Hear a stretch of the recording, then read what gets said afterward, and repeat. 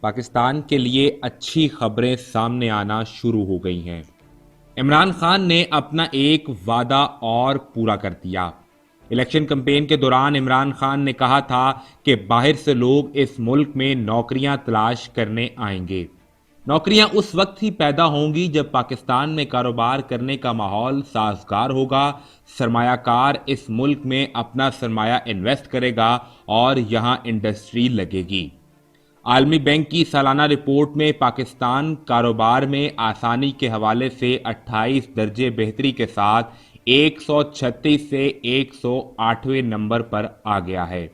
اس کے ساتھ ساتھ اس رپورٹ میں بتایا گیا ہے کہ کاروباری اصلاحات کرنے والے 10 ممالک میں پاکستان بھی شامل ہے۔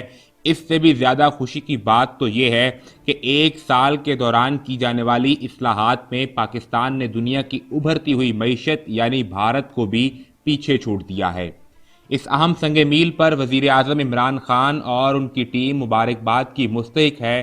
خود وزیر اعظم عمران خان نے شکر ادا کرتے ہوئے ایک ٹویٹ کیا کہ ہمارے منشور کا ایک اور وعدہ پورا ہو گیا۔ پاکستان کی عالمی بینک کی ایز آف ڈوئنگ بزنس کی رینکنگ میں تاریخی بہتری آئی ہے۔ گزشتہ 10 برس کے دوران پاکستان 50 درجے نیچے جا چکا تھا، جبکہ 28 درجے کی بہتری کے ساتھ 2020 کی رپورٹ میں ہم 136 سے 108ویں نمبر پر آ چکے ہیں۔ 2020 تک پاکستان سرمایہ کاری کے لیے موزوں ترین ملک ہوگا۔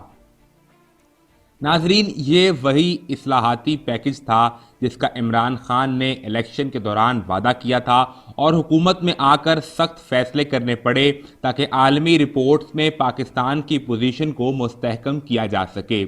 وزیر اعظم عمران خان نے حکومت میں آتے ہی اصلاحات کا آغاز کیا اور عمران حکومت کے لیے یہ پہلا سال نہایت مشکل تھا جس میں ہر طرف سے تنقید کا سامنا کرنا پڑا، لیکن عمران خان بارہا کہتے رہے کہ کچھ عرصے بعد ان فیصلوں کا نتیجہ سامنے آئے گا اور آج یہ نتیجہ ہمارے سامنے ہے۔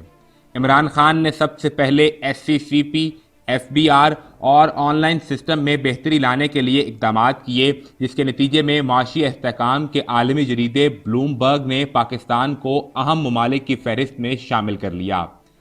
ان کی رپورٹ کا کہنا ہے کہ 2024 تک پاکستان کا شمار عالمی معاشی شرح نمو کے لیے اہم ممالک میں ہوگا۔ یہ ممالک عالمی شرح نمو کا تقریباً 69% فراہم کریں گے۔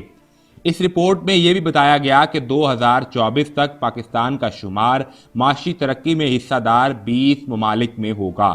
ان ممالک میں ترکی، سعودی عربیہ اور میکسیکو سمیت پاکستان بھی شامل ہے۔ ان تمام تر حالات کو مد نظر رکھتے ہوئے ایک سوال ذہن میں آتا ہے کہ اگر پاکستان معاشی طور پر ترقی کر رہا ہے اور اس کی گواہی نہ صرف پاکستانی حکومت بلکہ عالمی جریدے اور اداروں کی رپورٹس بھی دے رہی ہیں، تو پھر مولانا فضل الرحمان کا دھرنا کس کے لیے ہے؟ کیا مولانا فضل الرحمان عوام کے لیے باہر نکل رہے ہیں یا اپنا ذاتی پیٹ درد ہے؟ ملک معاشی طور پر استحکام کی طرف بڑھ رہا ہے اور مولانا فضل الرحمان اس استحکام کے دشمن کیوں بنے بیٹھے ہیں؟ یہ کس کے ایجنڈے پر کام ہو رہا ہے؟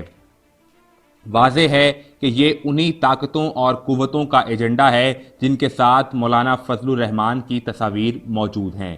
پاکستان کے بدترین دشمن اجیت دوول جیسے لوگ ہی مولانا کے پیچھے کھڑے ہیں اور فضل الرحمان ان کی اما پر یہ گمان کر بیٹھے ہیں کہ عمران خان کی حکومت کو گرا کر انہیں حکومت یا اقتدار کا حصہ مل جائے گا۔